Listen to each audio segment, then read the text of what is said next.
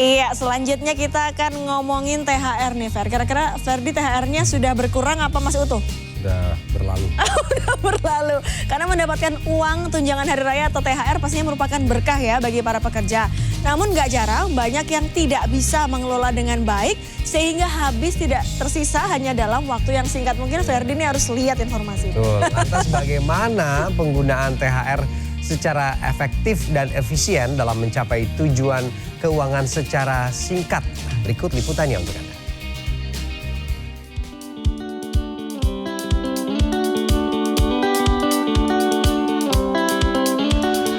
Mendapatkan uang tunjangan hari raya alias THR tentu jadi berkah bagi para pekerja. Lalu THR yang Anda dapatkan akan digunakan untuk apa nih?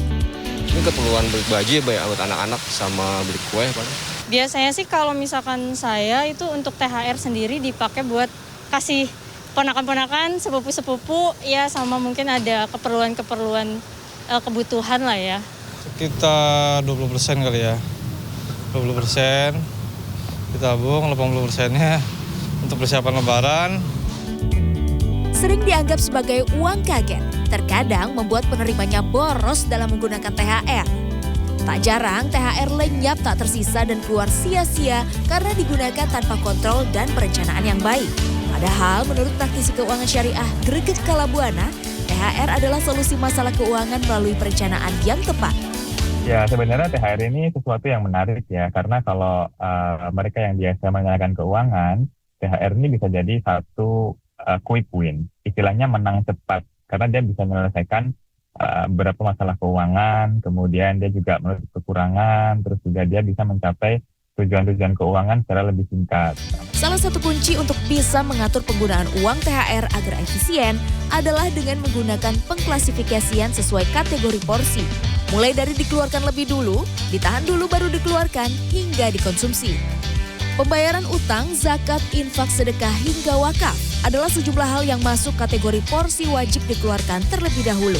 Sementara persiapan tabungan, simpanan dana darurat, perencanaan investasi, serta wacana pengeluaran Idul Adha berada pada kategori porsi ditahan dulu baru dikeluarkan. Dan yang terakhir, konsumsi lebaran berupa pembelian baju, masak kue, biaya mudik hingga pembagian angpau merupakan kategori pengeluaran uang THR yang disebut konsumsi. Besaran jumlah dari masing-masing kategori porsi ditentukan oleh diri sendiri karena kitalah yang paling tahu kebutuhan tersebut. Namun sebagai ilustrasi, Greget menyarankan bisa ditentukan 40-50% untuk konsumsi, 10 hingga 20% untuk kategori ditahan dulu baru dikeluarkan, dan 20-30% untuk porsi yang wajib dikeluarkan dulu. Greget menambahkan, THR bahkan bisa menjadi salah satu momentum untuk menumbuhkan kepedulian terhadap orang lain, serta menekan sifat permisif dan boros yang biasanya muncul karena memperoleh uang lebih banyak dari biasanya.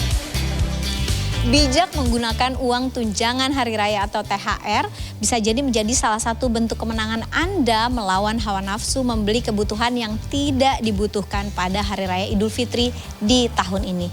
Bahkan bukan tidak mungkin dengan perencanaan yang matang Anda bisa menjadikan uang THR sebagai salah satu uang tabungan bahkan uang untuk berinvestasi.